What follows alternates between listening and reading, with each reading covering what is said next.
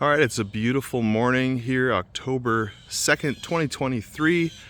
Sun's starting to come up and I'm seeing some cool stuff in the sky I just want to show you guys.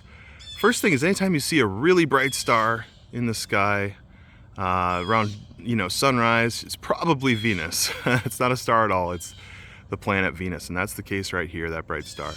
But what I really want to show you is that when I zoom across over here, I can see a nice, beautiful gibbous moon. And there it is. It's like I'll get in there nice and close. Yeah, it's a waning gibbous moon.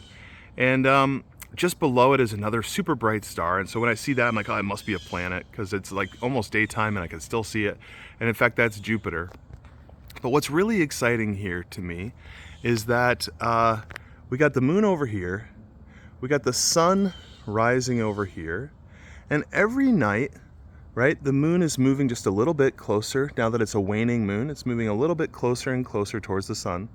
So every night I expect it to get just a little bit closer. And in fact, we are coming towards a solar eclipse.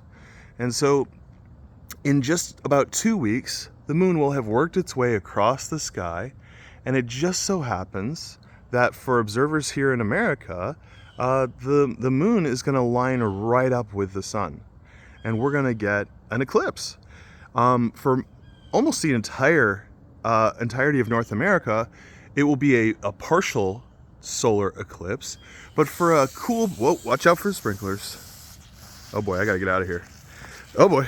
But for a narrow band across the sky, it will actually be a really special kind of eclipse called an annular eclipse. And I'm just going to show you where the observers will see that. So I've got a nice map here from NASA, and you can see that for the vast majority, here I'll do this, for the majority of the country, everywhere that there's the yellow, we will see a partial solar eclipse. But if you're in that black band, you'll actually see this annular solar eclipse, which looks kind of like this little drawing right here. The moon is just a tiny bit further away than normal, right? It's on the farthest part of its orbit.